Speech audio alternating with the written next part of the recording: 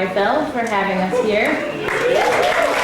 Thank you to our local cooperative Redbud Books who are tabling in the corner. It's so sweet to have Redbud here with us, and I appreciate the support. And then lastly, thank you to all of you for being here and for the incredible spread out there. So lovely. In an uncharacteristic move, perhaps, I'm going to be emceeing this event and introducing the night. The poet Araceli Girmay into this room with us, without whom this book, my first book, would not exist. Araceli closes her second collection of poetry, Kingdom Animalia, which is astonishing, with an Ars Poetica, which is a poem that is interested in or thinking about the work of making poems, what a poem can do or offer or hold, the labor and life of poems, how we might in fact be made of poems, as in Rilke's You Must Change Your Life, or as in Steve Scaffidi's It's My Beloved, the Imagination. And in her Ars Poetica, Araceli writes, "May the poems be the little snail's trail. Everywhere I go, every inch, quiet record of the foot's silver prayer. I lived once. Thank you. It was here." These words have accompanied me for at least the last decade. 8 lines embroidered inside my mind. I circle them like the notes of a song. A song probably called, "Hey, always remember this." It's the closest thing I know to prayer. May the poems be, everywhere I go, every inch, the foot's silver prayer. I lived once, thank you. It was here, the little snail's trail. I lived once, thank you. It seems to me that this poem is not only an expression of gratitude for the poet's one wild and precious life on earth. It's not only the poet proclaiming her deepest wish to continue living and witnessing each moment. It's also a demand, an insistence on the life-making possibilities of offering our attention to the world. Lost my place. It is, in fact, an insistence on ceaseless wonder, a refusal to live without wonder, which is also a refusal of individualism, an invitation to turn toward one another, the I living always with the you, both on and off the page, living alongside the smallest creatures, the snail, the foot, the inch. All of this and more is encoded in the 3 tiny, and by tiny I mean enormous, tremendous, huge stanzas of Girmay's Ars Poetica, and teaches me, counsels me in what a poem might make possible, or a sculpture. Kristy's devotion to each stripe she paints, her discipline, meaning this thing she really loves, this practice she comes back to day after day. Or Logan's low down in our bones song, the rippling notes of his guitar making us into water. Or Ross's syntactical dalliances which fill us with hummingbirds, which possibly return us into hummingbirds. That this making, which is what poem means from the Greek word poiesis, to make, is a way of refusing a life without wonder, refusing separateness and dwelling inside care, which persists no matter what. And the poems, songs, sculptures, etc., offer us a site of contact and connection that expands our capacity for solidarity, invites capacious solidarity. In America, and maybe elsewhere, but this feels especially American to me, we hear the refrain over and over again: we are living in catastrophic times, these are dire times. We all get the email that says, "I hope you're well today in spite of everything." And this is true. So much, so many, are almost all destroyed and murdered each day. But what cannot be eroded or destroyed or bombed or sold for profit, maybe, I think, is the sovereignty and sanctuary of our own minds and making, our beloved imaginations, our dreaming, our writing and gathering with one another here. As Ross might say, our being with one another and being beholden to one another, beholding one another. And this is what this whole party is about. This book, which a ton of people inside this room and far beyond this room helped me make, and Logan's forthcoming album, Doomtown, which is both flood song and love song, bloomed from the banks of the Ohio River. Just wait till you hear it.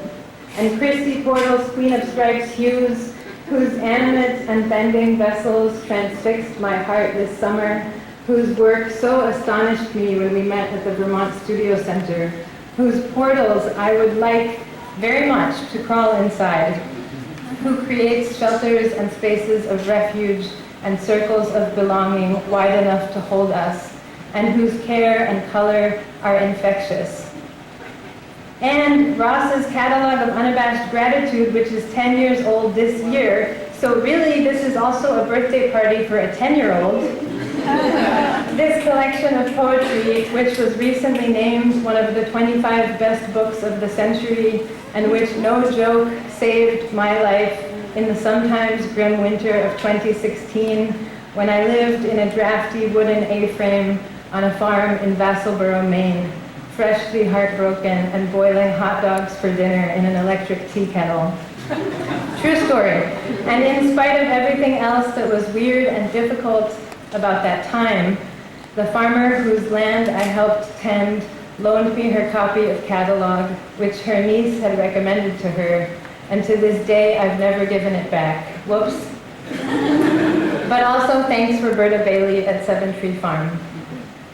So this is how I want to begin. This is what we're celebrating tonight. And anyone's birthday too. Is there a birthday?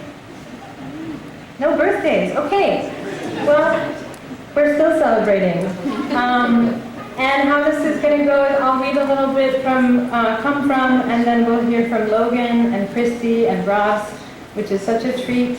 And then if there's time and if the energy feels right, maybe we'll open it up for a little conversation, a little Q&A with you all.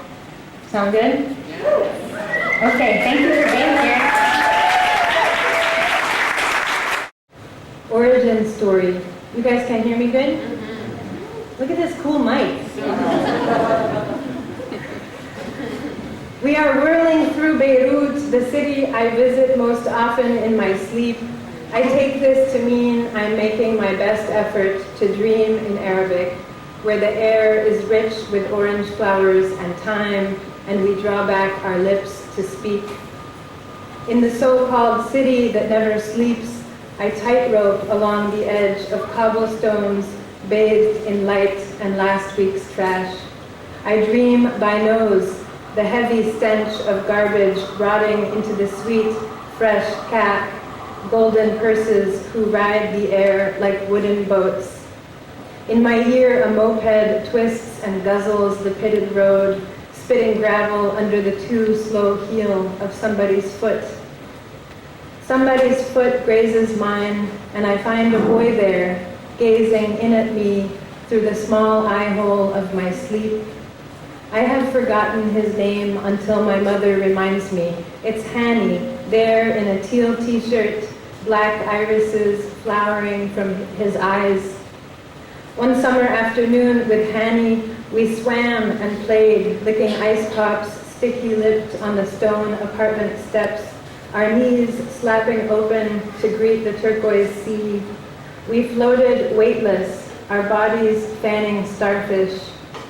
Later that day, I learned my first lesson on the dangers of touch and electricity in Beirut. Though I had been warned, I yanked open the refrigerator door, a sudden shock of light jolting my arm from inside, a blade zigzagging hot through my bones. When asked about his time in Beirut, Mahmoud Darwish said, "Poetry requires a stable temperature around 20 degrees Celsius. Ice and very hot weather kill poetry, and Beirut was boiling, boiling with feelings and visions. Beirut was a land of perplexity." Dear land of perplexity, I think I understand what the poet means. Everyone always clicks their teeth soberly and says, the situation is very bad. And in the same breath, a phoenix appears in love with living, who for the sake of a new beginning will burn himself alive. Dear secret stairways painted brightly, sing-song greetings I know and do not know. Dear orange juice held in squat paper pouches, sleeves of Nescafe. Dear mushroom shop, candy stall, your lengths and ribbons of sweets unrolling like the tongue's lottery tickets, dotted with pink and blue treats. I sling my arm around your balconies at night, catch myself falling through the house, with windows blown out, face agape. As the story goes, we once lived in a beige house, 2 parents, 2 sisters, 1 black cat, 2 turtles who left and never came back.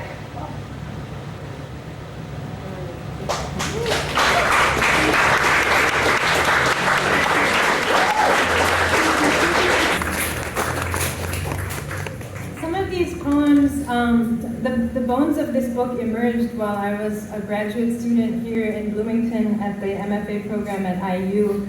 And then following that time, Logan and I spent a year in Cyprus, which is where I was born, and where there's a very big Lebanese diasporic community. And so some of these poems are very place-based in Cyprus and Lebanon. This one is called Homecoming, featuring 3 dates. But the dates are the fruit, not like a date that you go on. Around the corner, the ground is covered with dates.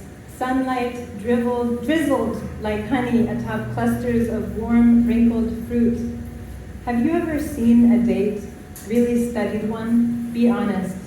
We called them cockroaches as children, a little ashamed of the absence of Oreos and Twizzlers and whatever else the mostly American kids wash down with Capri Sun after school. Let me explain. The date is chewy with decay and the nutty sweet of slow-cooked sugar.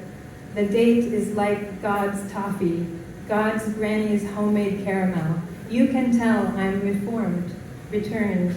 Assimilation lasts only so long before we become our mothers and conjure a way back to the homeland, which exists mostly on our tongues, because mostly the home is long gone, rubbled or razed to the ground. But hey, here it is now, as my tongue tongues the pit of this. I can't believe my luck, free dates. I gather what I can carry in my hands as the rooster wails his small and holy song, repeating, "It is day, it is day," and the adhan echoes across the dusty mountaintops. I think of my mother opening the doors of the namliye she painted to match the sky, her fingers deep in dried figs, dates, almonds, and walnuts. In our part of the world, she'd say, this is dessert. Part of the world where I stand now, a little alone, a stranger a little less.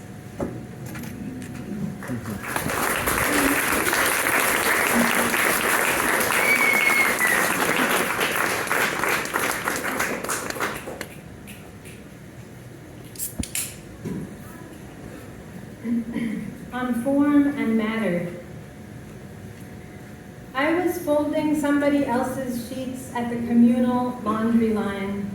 The communal laundry line was in the gardens.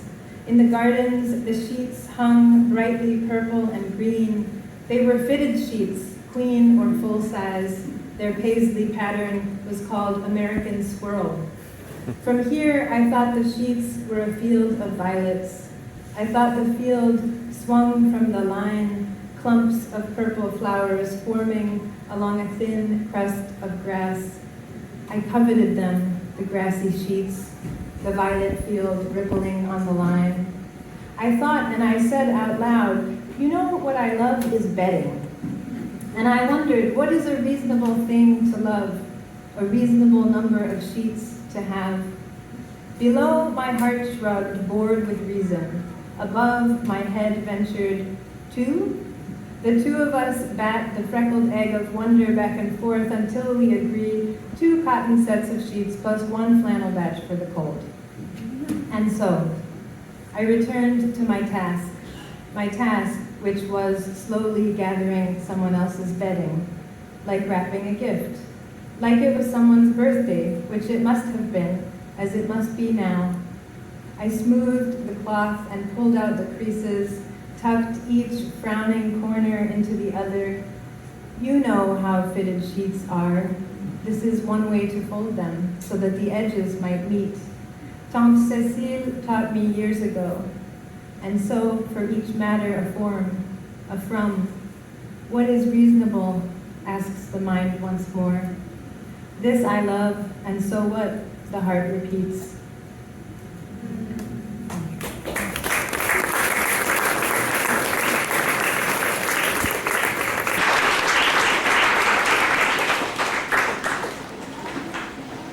A lot of the poems in this book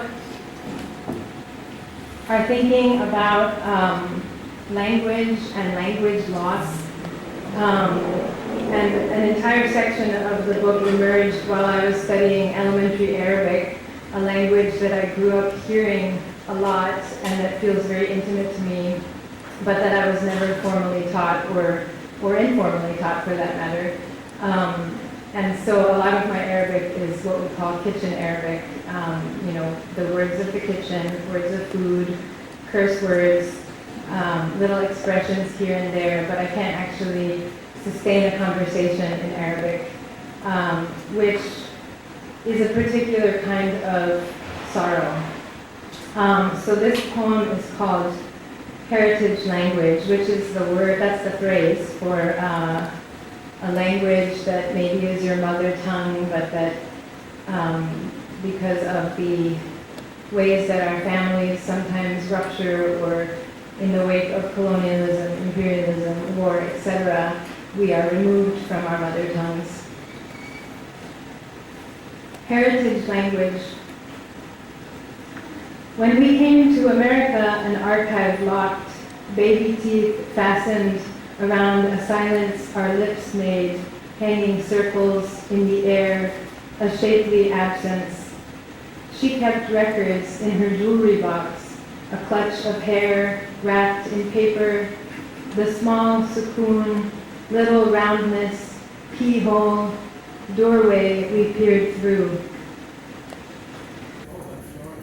So the reason that I wanted to project these poems, so there's a section of the book that's basically one continuous abecedarian poem, which is a poem that follows the order of the alphabet.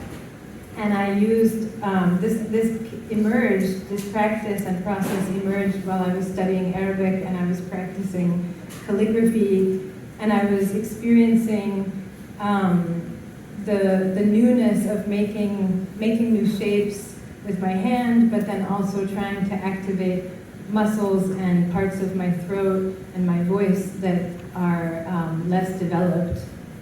And I wanted to put them up on the screen just so that there's a visual. Part of the process was thinking about the etymological roots of language. Another part of the process was almost having a visual relationship to writing in Arabic and trying to remember each letter by having associations. What did it look like to me? What did it remind me of? But then there's also an associative piece that's related to sound and utterance. So that's why I'm projecting these, but it's not like essential that they're projected. This is the opening, and they're also all parables. So it's a parable sequence that's an abecedarian that's also kind of ekphrastic. A lot of things are happening at once. Parable of the Aleph.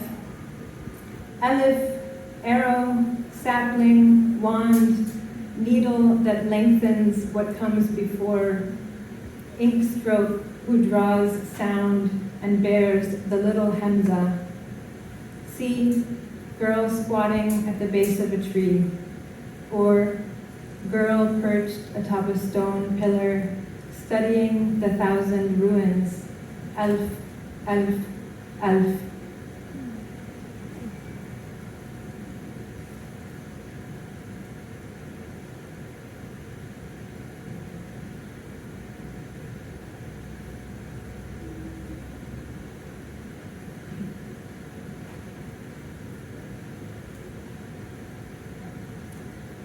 This next piece comes from a parable of the three sisters, and it's the third poem in that sequence. The three sisters in Arabic are the ba, the ta, and the tha. And so there's this cluster of letters or sounds that all have the same base, and then they're differentiated according to how many dots are placed above that base. And the th is the sound similar to, in English, if you say three, or therapy. Th. Girl's father fills a bowl with fresh mulberries. Do you see it? In Arabic, we say nus, meaning half for you and half for me. Our teeth speckled with purple seeds. Girl sees ox grazing in the bottom of the bowl. Crow flocks his horns. Girl makes her tongue a slab of meat between rows of teeth. Th, th, th. Sound of feet slicing through snow.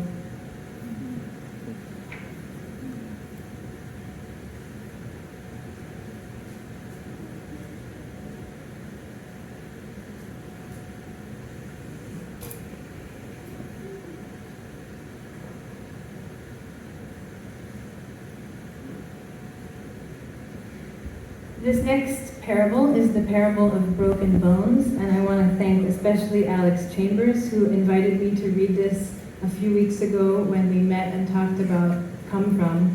And I think it opened up, I felt uncertain about reading the parables aloud, and it opened up a space to sort of inhabit them more fully. So Alex, if you're here, thank you. Parable of broken bones, and this is the dal. Dal, door, deer, as in dad, bell, crook of girl's arm, fractured bone. 2. This is the val. So this sound is similar to the English TH in a word like those or these. You guys want to try it? The. Girl leans forward, clasps her cast close. She draws cats and tulips on the plaster that holds her arm in place. She faces west and folds over her legs, worry making of her spine a sloping hill, the rocks loose and tumbling. When her friend Four Hornets lands nearby, they make rhymes together. Swarm rhymes with mourn, torch rhymes with search, alone with groan. Girl lists words she loves for Four Hornets, hooves, hum, rib, oil. Four Hornets listens, lantern, apricot, wood, by the way, serendipity. Then it's Four Hornets' turn. Four Hornets pierces words into girls' calves, each one leaving a welt. The air vibrates in girl's ear. Vroom, vroom, vroom, vroom.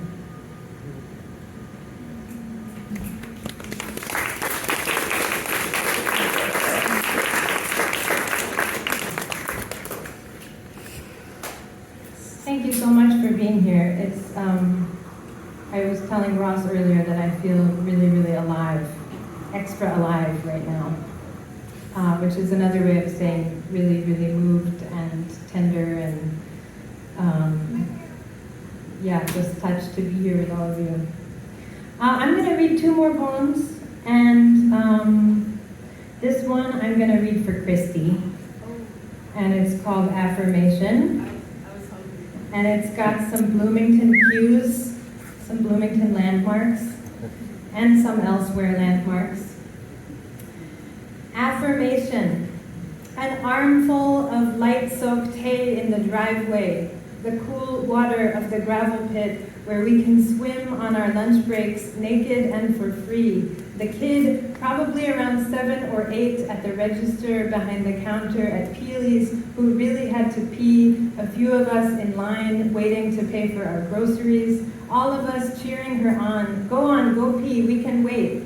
The braille of every tree I've leaned into and tried to read, each summer of bug bites that swell to form whole continents on my thighs, maiming my skin, even the insufferable mosquitoes, I would not give them up if it meant losing the world. Walking down Decatur Street, riding the train, watching the painters shift and balance on the scaffolding, suspended from thick ropes, one on each side of the platform, lowering and raising themselves to the squeaking wheels of the rickety pulley, muraling the long brick wall. Every stranger I've locked eyes with on the street, every time we agree non-verbally to look up, find each other, and offer a slight smile, or God forbid, say hello. I love even that flight attendant who barked at me when I asked for one of each complimentary snack, flying from Maine to Texas. A long day in the air, my legs heavy and numb, pins and needles down to my toes, nose dry, and so I longed to be fed and hoped for a dose of both the sweet and the savory. And this lady, stewardess of the sky, looked at me so disdainfully, my ears flushed with shame. Yes, I cried, but I love the bustle of the world, even when it comes in sharp, maybe especially then, knowing the hurt that hurt makes. I love the thready trails and the air clean as dirt, the rocks I've pocketed, only to return them to the ground soon after, every river where I freed my feet from their packet of sock and lace, rinsed them or let them wade me into water up to my bony wingtips. I love the busy throngs, the subway singers, the Romanian street band, the accordionist under the yellow archway. I love the children everywhere stuffed into coats like puffed marshmallows, their cheeks windburned and chapped, snot caked around their noses like a winter creek. I love to recall that I once rode a motorcycle slowly through winding hills near Toulouse, took buses from village to village, got lost and kept walking, touched the same sand as a pod of elephant seals, held their molting skin, once slept in the open mouth of a pipe under the highway, pedaling up and around each hairpin twist of coast. I love the voices of others, the small tasks between strangers, the flirting, the roofers, the chats in the backs of cabs, human hands, the women at the post office clicking their nails, the bank tellers who count money like they're shuffling a deck of cards, fanning the cash between their fingers and flipping each bill with strong, square thumbs, the bus drivers wearing gloves for gripping the wheel on each wide turn, the groaning engine that won't ever die. I love the world and its magical acts. Snow and triple rainbows, for example, its afternoon naps, its bread, its centuries of wood and blood and bone. I love the fact of gazelles, the old-growth forest and thunderhead cloud. I care about the mess, the osprey nest, the rogue strips of wildflowers that return each year to the meridian between two highways, the bucks grazing too close to the road where they're often left after slaughter. I love the fog and foghorn calling to the boats, the hungry green flies who bite in the sand, the sea roses and their tough horns, the elderberry branches weighing with violet medicine, the old school buildings. I love the ruins, the rain, the cornfields past the dike, the word sassafras, the mothers nursing, the baskets of blankets and diapers, the city cats, the strays, the strain. Oh, floating world, cell in space, life moving, caring for what lives, living for what cares and moves in us. Oh, each brief company.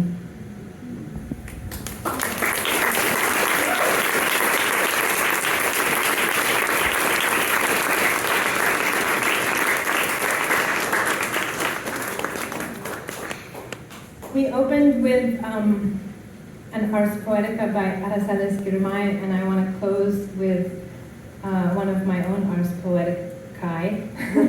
Ars Poeticas. This is called Ars Poetica. It's a sonnet. Basically means it's 14 lines. Crows slink by, as shadows in periphery, their flight a brief ink in the sky, wings swish like the rustle of clean sheets, our feet fuss under the quilt till we fall asleep, fall in dreams of houses and water and skin. Such is wind, comes billowing in, thuds the shutters, sweeps my head, suddens my wonder how to write 14 true lines. Unlikely sonneteer, I can't stop once I start. Half a page of circumlocuting, but I've only begun to begin.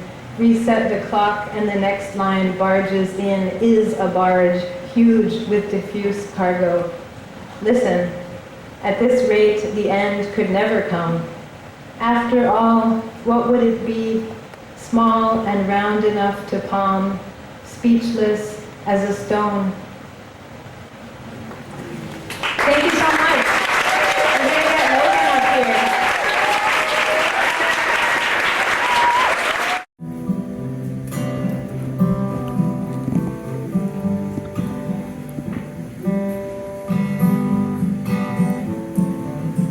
Is that a threat or an offer?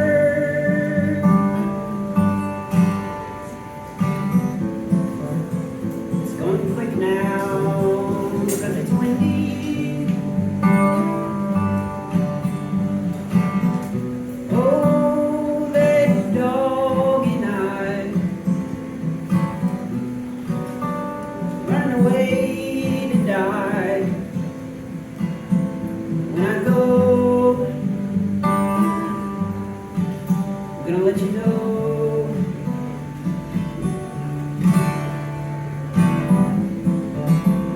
Mary Frances dances with her boyfriend. They're moving slow and they're 15. On the same short line, done 100 billion times or more, over and over.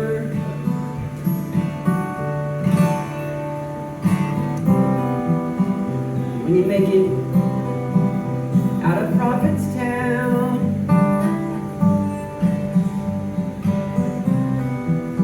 are you gonna tell them about what we found? Clad in laughter, while the blood's still trapped there in the ground.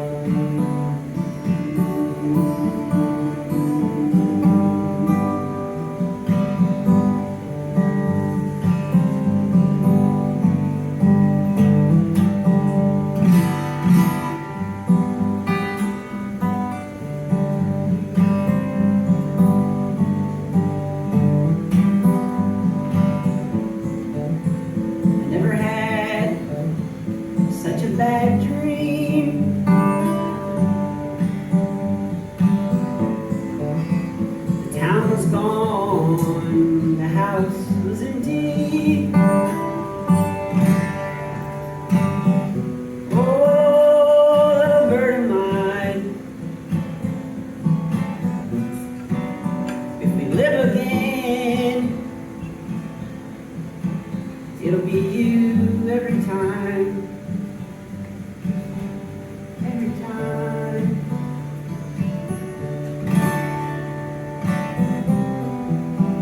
And if we make it out of Prophetstown,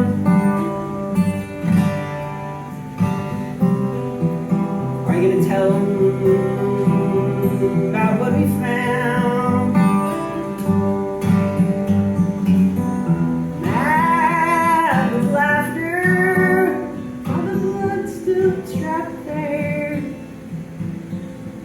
the ground.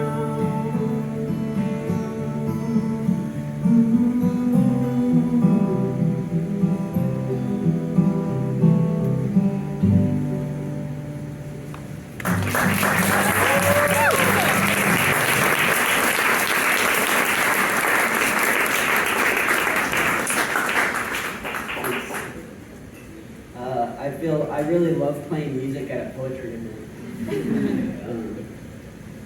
I think I've only done that like one other time.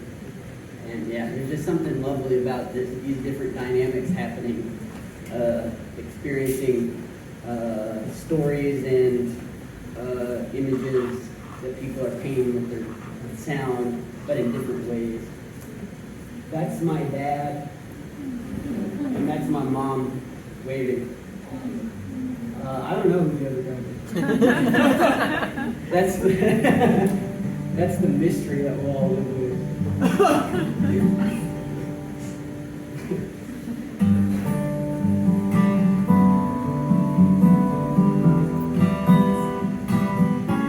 You all hear everything okay?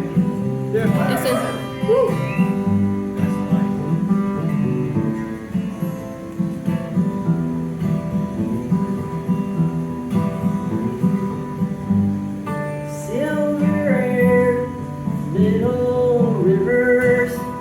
Running down the future you got married. If you stay, you're gonna drown. You're the same as you were when you were born. With the violets on your eyelids, babbling baby in the Bjorn.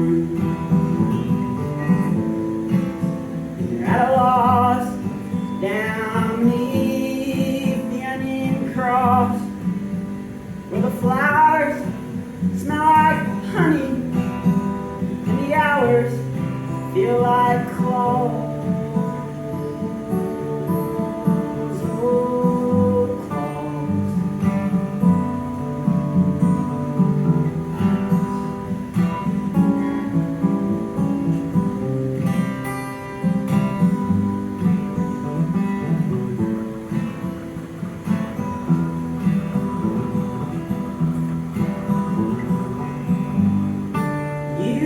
There with your mother in the house, man, she wept just like an onion as you tiptoed like a mouse. You're the same as you were 6 days ago, as the merchants left their faces and the stairs began to float. And you're at a loss down beneath the onion cross. And the air, it smells so funny, and it rings like applesauce. What is lost down beneath the mud and rock? Tell me what you'll do with money when the city is awash.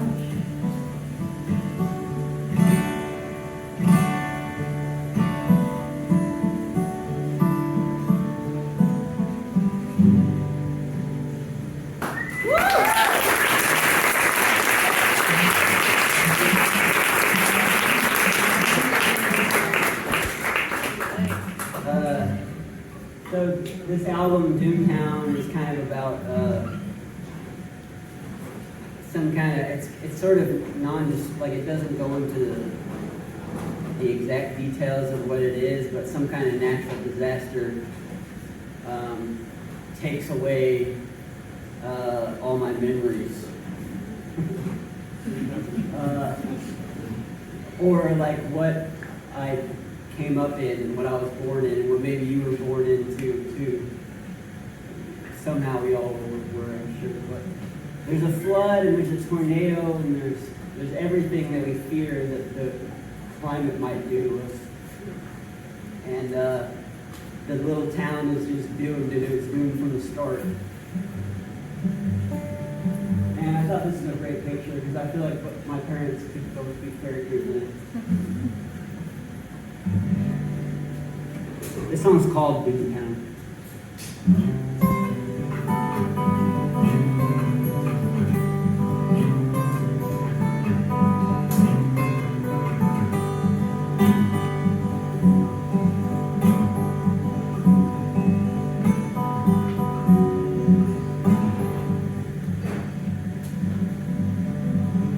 Rain on the corn, blood of an orange, it ain't a real river, don't go. Wanna tell you everything I know, and I get a letter from the dodo. Alright. Tree in the gutter and a mud on the porch, ain't good ceiling if you can't hold. I'm gonna take you to a place I go, until I get the letter from the dodo. Ha ha. Where'd you hear it? Facebook. Town.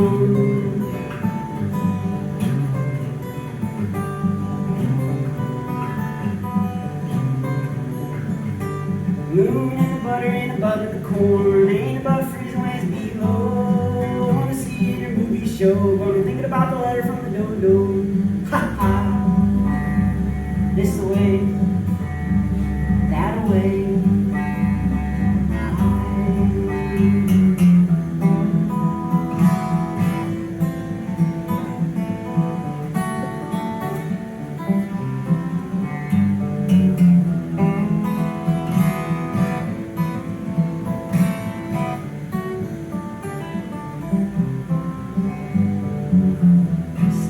Song of help with you love by your side. Mama ain't never been quite the same since the year that Sonny died.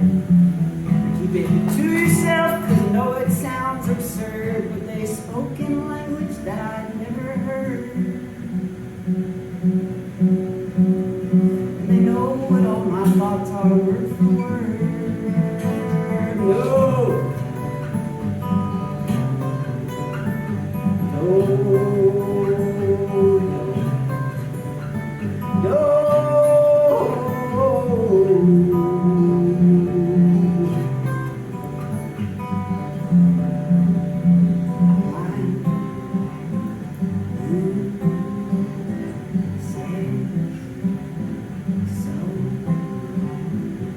Sun on the motor and a flood of the port. Ain't a true story if it ain't so. Wanna see everything I know, cause I read it in a letter from the dodo. I got a letter from the dodo. I got a letter from the dodo. I got a letter from the dodo. I got a letter from the dodo.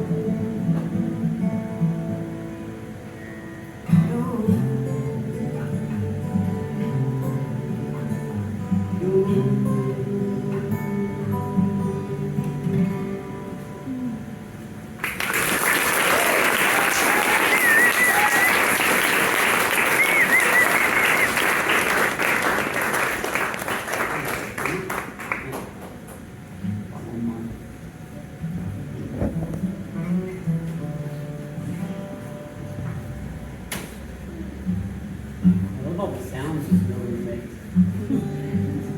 There's like this motorcycle up here, and then there's little snaps. I love when houses talk to us. This song's called Peace Songs.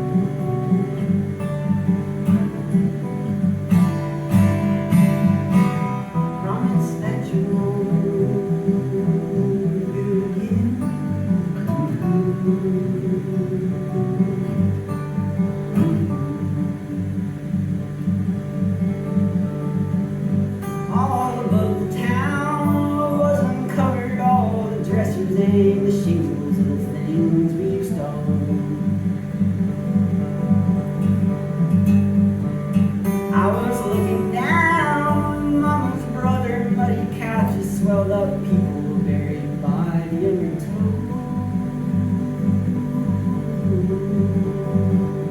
Promise that you won't do it again.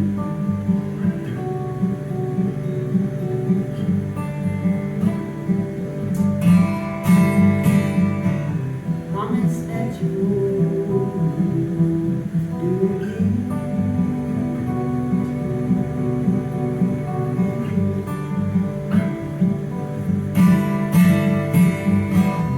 Promise that you won't.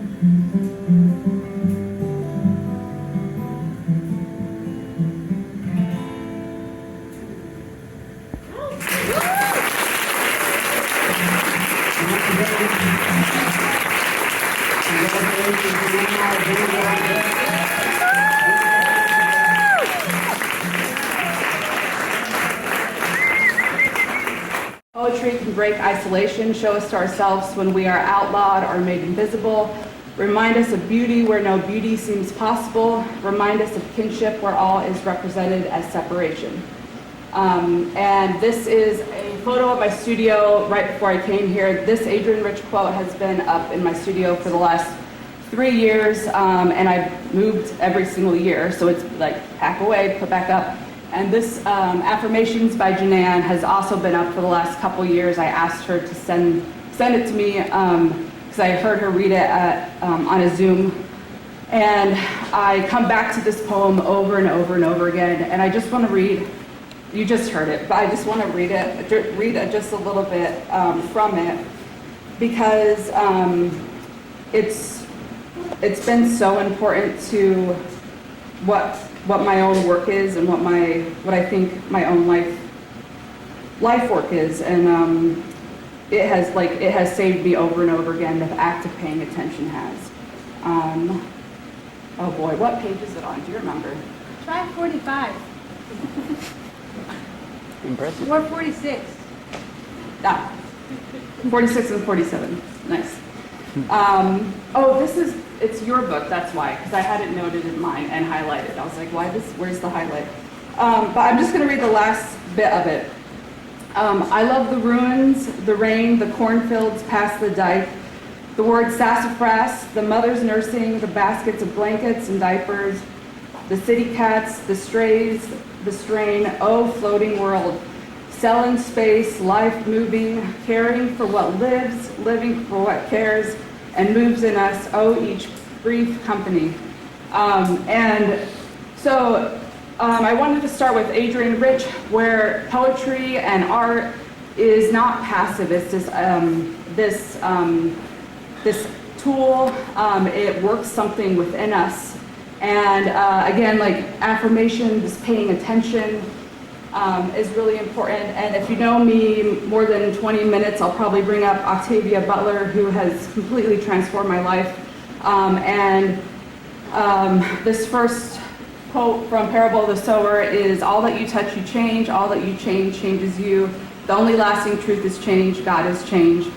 So this idea of change and agency, and we have the capacity to work with change. And oftentimes that comes through through paying attention and also by knowing that, by not being passive, by being intentional. So this is now the fourth setup slide of what my work is about. I wanted to share this, this beautiful photo of me. And the reason I want to share this is because this was taken about 5 years ago, and this is not my truck. What if this was my truck? This is who I am. Could you imagine? That's how I got all the work here. No, I took this photo. I had Sean take this photo of me because of the ridiculousness of the largeness of this truck and how small I was next to it. But also this really encapsulates like how I felt specifically during that time. Just like so invisible and small and like quiet, and I felt like I felt cactus tongue, like I had no voice, and like nobody even cared if I did have a voice. So like I just felt, yeah, invisible, and maybe sometimes that wasn't seen on the outside, but like internally you can feel that. That was like the mirror of my existence, especially at that time of my life. And I knew a couple things, like that's when I found Octavia. I was reading a lot of bell hooks, and this idea of agency and change and that we can work with it became like a mission of like, how can I shift? How can I work with change? And paying attention, deep attention to myself and the world around me and and like kind of wielding myself to shift in this world. And the tools that I had at my disposal are art. I know how to make things, right? Like I know, my hands know how to build something in the world. And so I come from a printmaking background, and Ed is here. Thank you, Ed. I have my MFA from IU Bloomington in printmaking. I graduated in 2014. So printmaking background, two-dimensional works, and I knew how to make collages and like build image, but I thought, like, what if I make this really small thing large? What if I could make something that was unapologetic and take up space? And I didn't know how to take up space as a person, but maybe my work could teach me how to do that. And so in 2019, a lot of things were happening, like Octavia and bell hooks and invisibility and big trucks and feeling so small, and me being like, how do I learn and use this tool to teach me to be different in this world? And so these are just examples of some of the pieces where I started with a very small collage and learned how to like build in the world. And the work was very unapologetic. And I was thinking a lot about change and how do we work with change. And how oftentimes like you just take for granted who you are in the world, but actually we have capability to shift our thinking and shift how we interact with each other and how we receive each other. And so my work started to think around a lot of this and to say thank you to the people who have shifted and changed my work, and bell hooks is one of those people. I made this as a thank you to her. When she passed, I was teaching here at IU, and I had been taking my students to the greenhouse and passed this leaf like over and over and over again during like that week that she passed, and I was teaching in the greenhouse. And so this is a thank you for her. Octavia Knows is a thank you for Octavia Butler. And like kind of researching change, I was also reading Emergent Strategy, Shaping Change, Changing Worlds by Adrienne Marie Brown. And so she has this line in her book that small is good, small is all, the large is a reflection of the small. And so when we think about emergence, big systems don't happen unless the small parts work really well, right? So the small becomes the whole. And so like small is beautiful and important. Like little things, noticing is so, is the impetus for anything that is going to be worthwhile. So I started paying attention to what I was paying attention to. And again, Sontag, do stuff, not again, but again to me. She's always been there. Sontag, do stuff, be clenched, curious, not waiting for inspiration shove or society's kiss on your forehead. Pay attention. It's all about paying attention. Attention is vitality. It connects you with others and makes you eager. Stay eager. And 1 second. So, noticing what I pay attention to became really important to me. Noticing what delighted, like what was so delicious to my eyes, what I stopped and paid attention to. And maybe those moments could inform my work, myself. And so these are just like moments from the last few years that really started to like seep into the work. And again, the circles, the portals, this idea of change. And some of that invisibility also comes from not knowing really what home, a sense of home is. And Janan and I have talked about this at Vermont Studio Center, but I've moved around so many times, and my family is from New Mexico and Texas and Midwest, and now the East Coast, and just like a sense of home. I don't know quite what that is, but I do know the sky, the New Mexico sky is home, stripes are home, you know, like studio is home, colors home, form is home, and claiming that as like that can be my home. And like the world is wild. Like the colors and flowers, and the shapes that happen in real life, and trees and rocks, and garlic scapes, and a vegan ice cream cone with rainbow sprinkles in the dead of winter, right? Like those are the things that just I love, right? Noticing and attention became a sort of devotion for me. And I grew up in a very like religious, fundamentalist, evangelical situation. And so I've come away from that. But this, I know that in my body, like this noticing and devotion and altars and prayers are like in how I think about things automatically. And in the past couple of years, this idea of changing and shifting perspective, it's also like a reclaiming of this language that my body knows, of prayer, and prayer as devotion, and attention as being worthy of our time. And so all of the pieces are formed mostly from that attention. Not mostly, all from the attention. So the piece in the back is when I first started putting rocks in the work and embedding things into the work. And these are, I've always had a rock collection my whole life, but these are specific rocks to where I was when I made this piece, and I started to embed them into the sculpture. And also, like, I don't come from a sculptural background.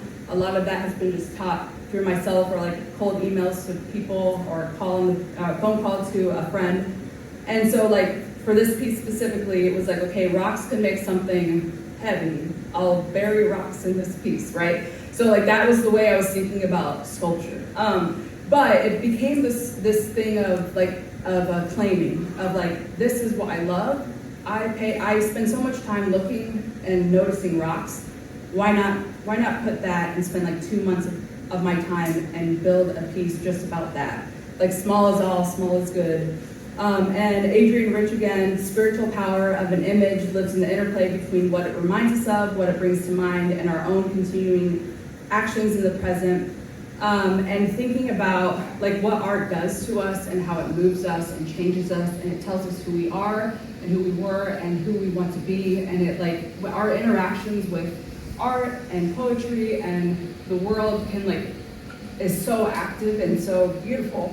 So I have been thinking about that a lot, and also thinking about like change is not just this linear thing, and it's not just like a running away from. And Helen Owls has also been really important to me. This presentation is just like thank you to all the writers in my life. Shout outs. So, but he gave a speech, and he had this line in it: "Walk proudly into your sunlit hope, ghost and all." And so a reclamation of history and the ghost that you do want to carry with you, and that a shifting and changing and becoming is not just like a completely turning away of who we are, because we can't, we still are ourselves. So like being proud in that too has been like a way of reclaiming agency. And Maya Angelou also, like, check. Of course. She has helped me really think about home in a new way. She says, and this also reminded me of you, Janan, but this quote did. But the truth is, you can never leave home. You take it with you. It's under your fingernails. It's in your hair follicles. It's in the way you smile. It's in the ride of your hips, in the passage of your breasts. It's all there, no matter where you go. Home is between your teeth.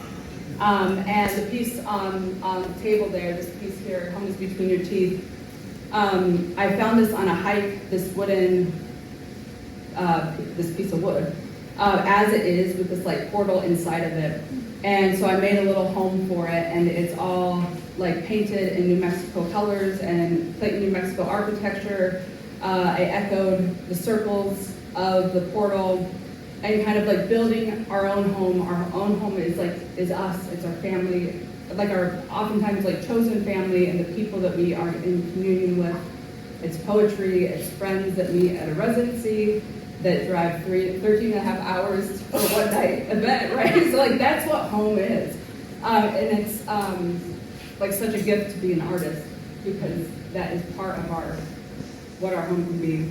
And I wanted to share this piece too, because oftentimes I make abstract artworks, right? So if you don't know the language of abstraction, it's like, how does this hold home, or like joy and all the things in color and form? But I want to just kind of quickly talk through the thinking process around that. So this is my grandparents' house in Clayton, New Mexico, and the last time we saw my grandfather was right before COVID. And the house is in the back, and he would make his casitas, which I don't think he knew that we called them that, but he would collect scraps of wood and metal and just like build these like lean-tos, and he would put his like tools in there.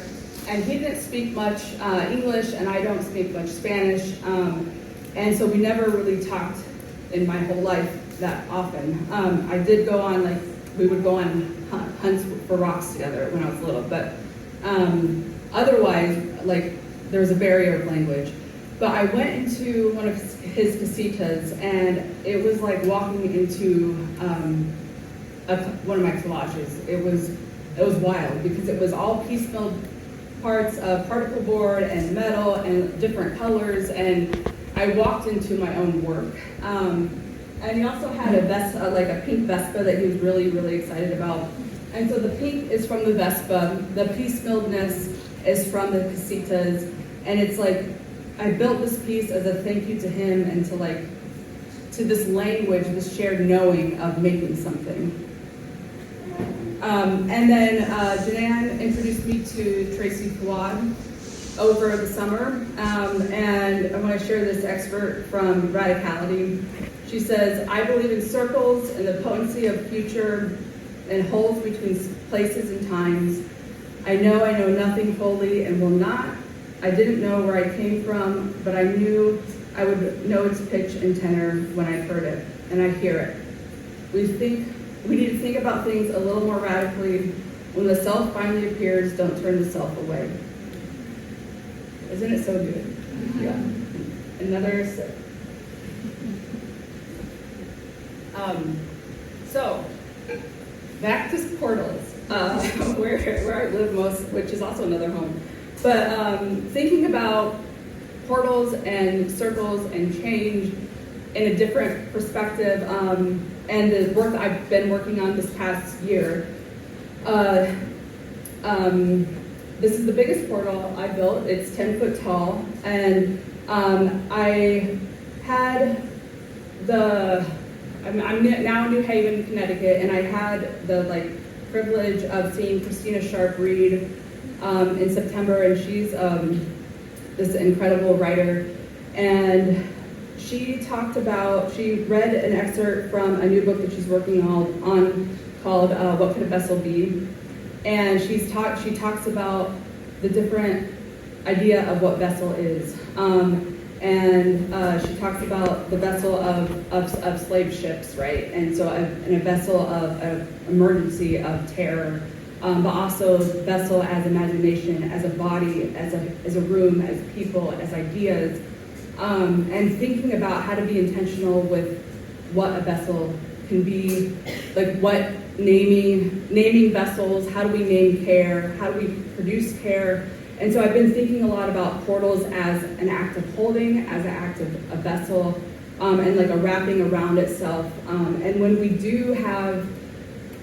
can change and shift and interact with each other in a new way, that becomes a sort of caring for each other and that act of holding, and that becomes a vessel. So some of my newer works is about thinking about this portal as an act of holding, and this was like an homage to the sky, so a sky portal.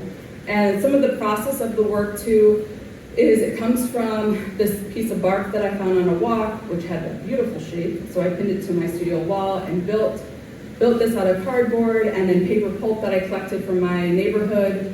And I hand make the pulp and coat the piece to make the form. And in almost all the sculptures, I embed poems and writings and affirmations, and the sculptures themselves actually hold the writing, right? So this is literally holding writing, it's holding itself in this form. For joy, I've been thinking about joy and how portals can hold joy, and shape and color can hold joy, and to not be too meta, because I know Ross is next, but this piece, I listened to Inciting Joy back to back while making it, which is funny, because like, I was like, don't say that out loud. That's kind of like embarrassing, but in a space of vulnerability, thank you. But and it's like how does form and color hold joy? How does a sculpture hold joy? Like how do the things that we make hold all of the things that we're feeling as a person? And like objects and sculptures and poetry and books, they're not passive. They change us. And in turn can change. I'm changed by making my work, and I'm changed by looking at work and hearing other people talk about work. So it's that's real, right? So I wanted to read a little bit from Inciting Joy on page 9. And so Ross in the back says, "My hunch is that joy emerging from our common sorrow, which does not necessarily mean we have the same sorrows, but that we, in common sorrow, might draw us together. It might depolarize us and de-atomize us, enough that we can consider what in common we love." And I think that's such a beautiful way of describing what joy is, because it's so messy and it's all the things that a human is, right? And so that's what I'm trying to think about in terms of color and form, and like a reclamation of joy in my work, and how that joy or attention and holding is also very messy. It's very awkward oftentimes. Like my voice is so dry right now, and I've almost cried 15 times, right? So like, why am I an artist? This is so awkward. But it's so important. So we have to do these things. But yeah, it's like leaning towards the tilt. It's like towards the embarrassment. It's like the I'm sure, even though I'm not sure, but I'm gonna say it. And I think it's like so important to put that into the world and claim that as a home, because that's how we do change, and that is what moves us. So this piece is titled Towards the Tilt, and if you see my shoes later, it's exactly the same color as my shoes. Thank you. This will be in a show next week, our opening in 2 weeks, but that's why it's not here. But just like leading towards the awkwardness of what being a human is, and the messiness of what that is. And then this last piece I finished last week, and it's titled Holding Change, When Does a Portal Become a Vessel? And I'm really thinking, I don't know, right? And I'm starting to get a hint of that. And I'm really interested in how art and poetry and circles and portals and change and agency can hold us as humans and as a collective and as in communities and gathering around food and making art, and the things that actually matter the most that don't work in this society that we live in right now, right? Are almost always.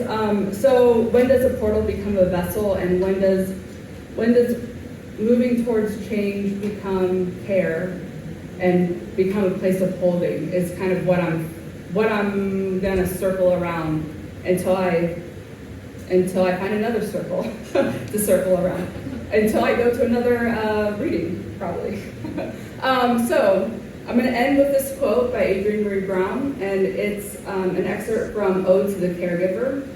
And this quote is buried in, like, I think a lot of the sculptures, because I've been really meditating on this a lot in the past few months. She says, "We think the future is a landscape of our terror, but mostly it's giving care in conditions of abundance or wormholes of scarcity.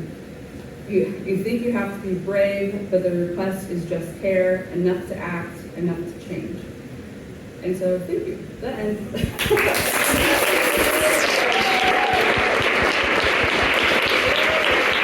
I just want to say I feel so grateful and lucky to be here in this celebration for Come From, for Janan's book.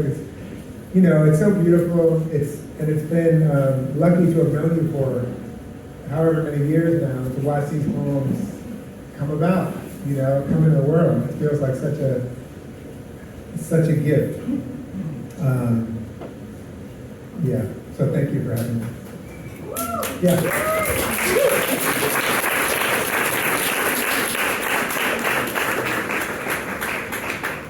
This poem is called The Opening, and it's, I'm trying to think if there's anything I need to say before. No. The Opening.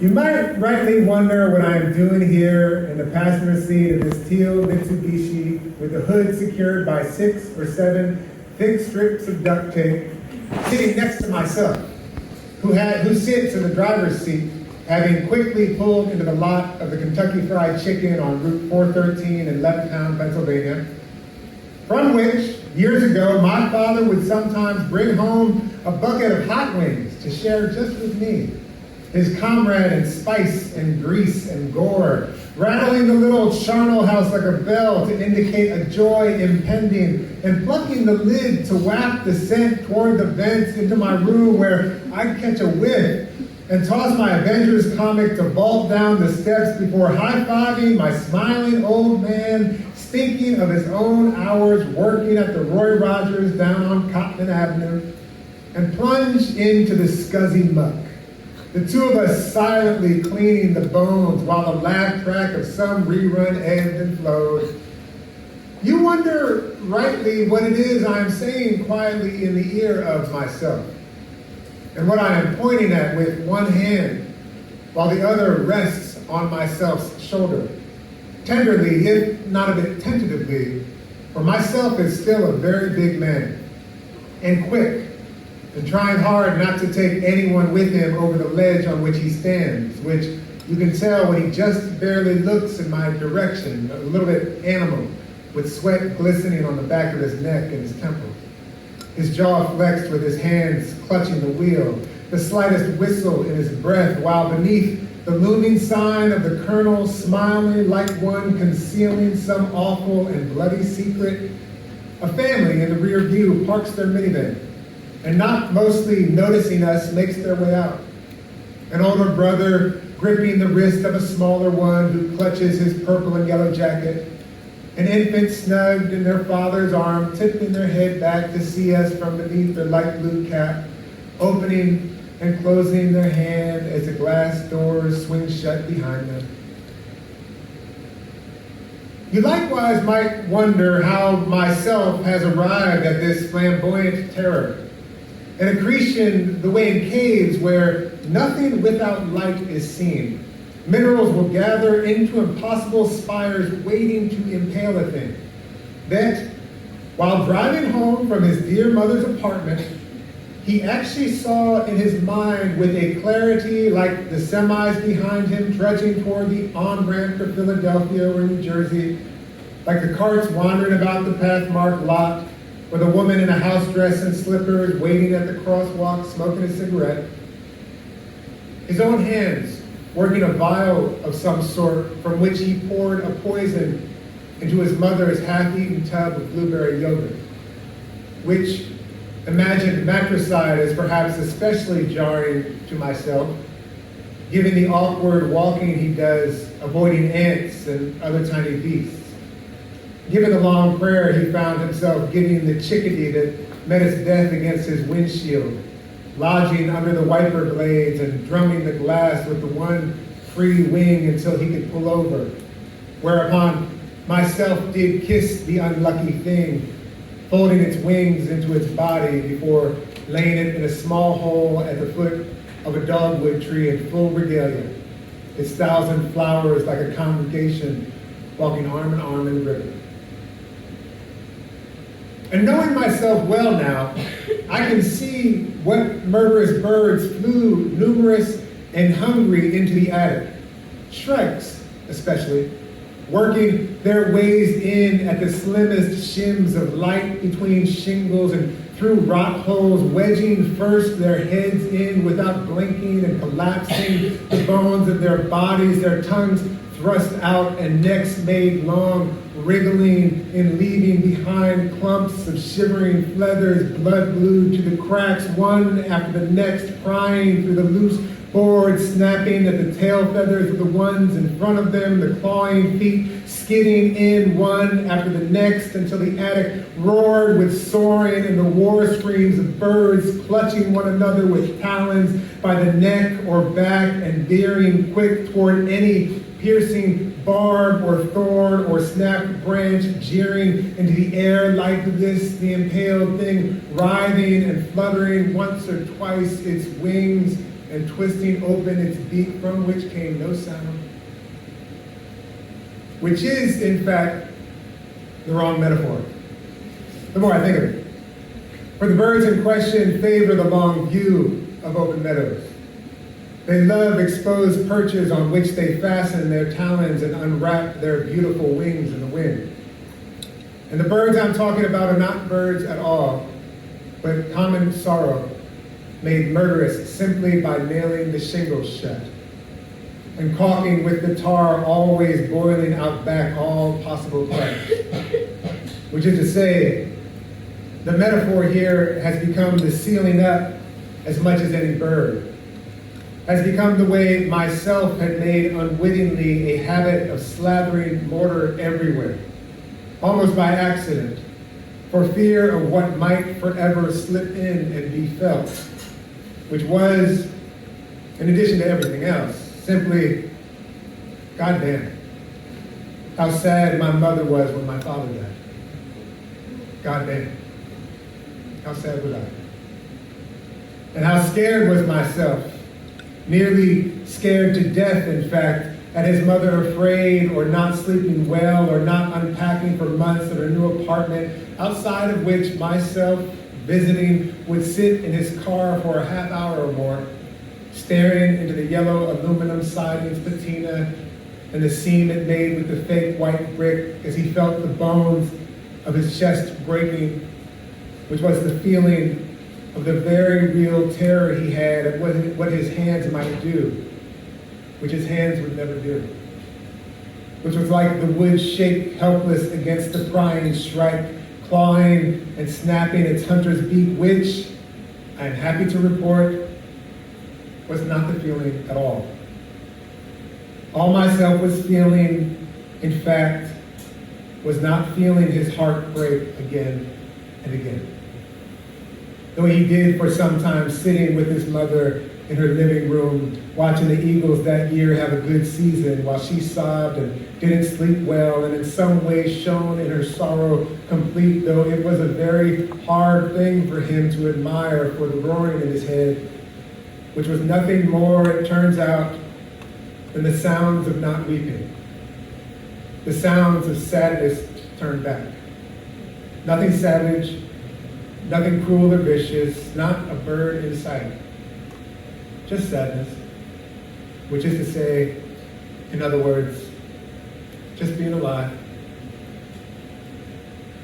My beloved chicken shit, my sweet little chicken shit, don't run, my baby, don't flee, my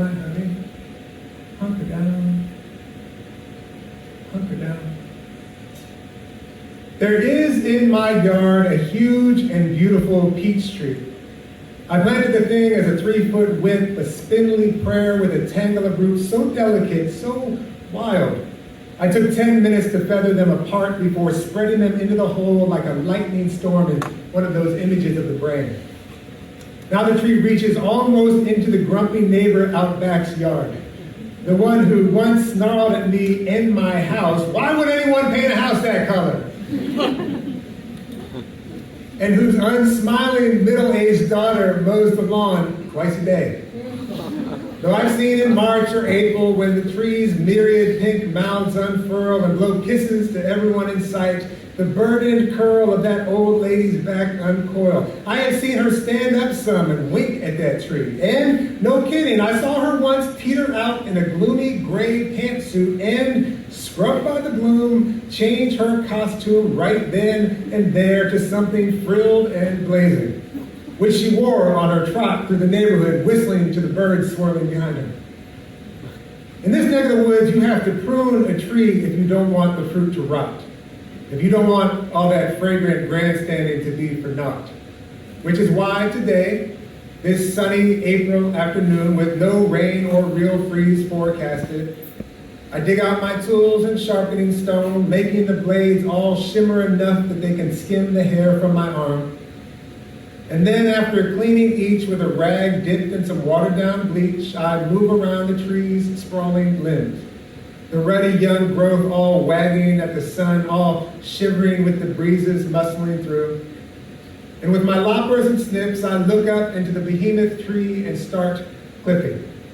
First the wisps of growth and pencil-thick sprouts, rubbing off with my thumb, tiny leaf buds peeking from the trunk, before hauling myself up into the tree, wedging my boot in the sturdy crotch and clinging to a fat branch to keep thinning, overlapping limbs or those with some hint of disease, those grown haywire or deranged, twisting toward the light, and those from which last year grew maybe half a bushel of fruit, limbs wrist thick and bark whorled and cleft by age, but whose tight angle might snap this year and wreck the tree, and require a saw to remove, which I do, watching the last branch tumble into the pile of clippings below. I do this again and again, crawling through the branches as though through a beloved's ribs. Friends, if you haven't guessed, that is a good sound. If you haven't guessed, every time I do this a little bit, I mourn, leaning the pruner's steel flush against the flesh, or working back and forth the saw's grin and feeling the smooth wood tumble or twirl into the little tomb, which, after the cutting is done, is about my size. Is about the size, give or take, of everyone I've ever loved. This is how every spring I promise the fruit will swell with sugar by bringing in the air and light until, like the old timers say, the tree is open enough for a bird to fly through, which, in fact, they do. 2 cardinals flirting, a blue jay flashing its pompadour, one of those little grayish birds, I can't remember the name of, landing on the furthest limbs where it does nothing special besides maybe dump its teeny chamber pot while whistling this very ditty.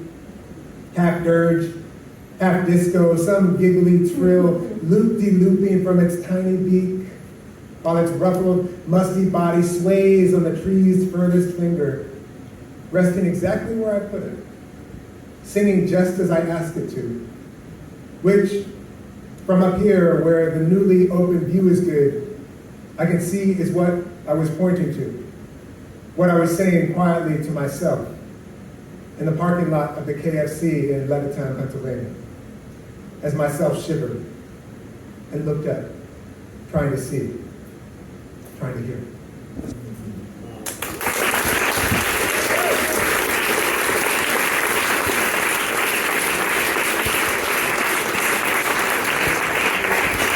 Thank you. And I'm just going to read real quick the foreword. Janan was so kind as to ask me to write a foreword for her book. And it just feels really lucky again, lucky to be here, lucky to have this book in the world. The imagination, The way you started that, so fucking beautiful. It's perfect. Forward. If I were lucky enough to introduce you to Janan Alexandra's marvelous first book, Come From, by which I really mean if I were to tell you about it, what I love, by which I mean begin to tell you about it, what I love, I might start with feeling. How the poems themselves feel, yes, recklessly, holleringly, precisely, but also how much in the poems there is to feel, to touch, how thick with the palpable world, how in it they are, and of it. How rich with land and people, with elderberries and ankles and eyes and ferns and saplings and orlocks and cornflowers and hands and throats and tongues and the plush ears of donkeys and the dreams of bats. And then I might say something about how they see, how they look at and attend, something about their attention and regard, how close they seem to get to be, how cheek to cheek, how heart to heart. And I might wonder about attention, about regard as a kind of music that plays us or sings us. I might wonder with you about how the attention in these poems, the closeness, is a kind of love. And how the closeness, the regard, seems to animate the language and light up the diction, which is a curious diction, a diction of curiosity. How the noticing, how the closeness, the curiosity makes the music I'm saying. How the unknowing is a kind of music, I'm saying, and how the feeling and the closeness, too, make a kind of music. How they feel these poems, I love.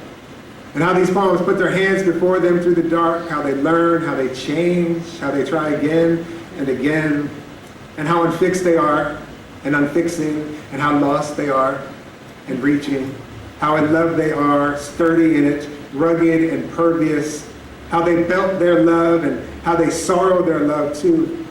How they sorrow, I love. And how they do not specimen their sorrow, nor mote it, nor covet it, but seem to wonder, to know it is something like your sorrow, this sorrow. To be unmoored, to be ungrounded, this reaching we do through the dark. And I cannot explain it, but the poems, not only their sorrow, but their glee and their wonder and their tumult and their goddamn too, they somehow open their arms to us and bring us in. They set a place and say, you can be here. You can rest here. Right here where you can hear the birds singing, the loves, the roots reaching as they are through the dark, toward us, always. I love how these poems, how they make us welcome. Thank you.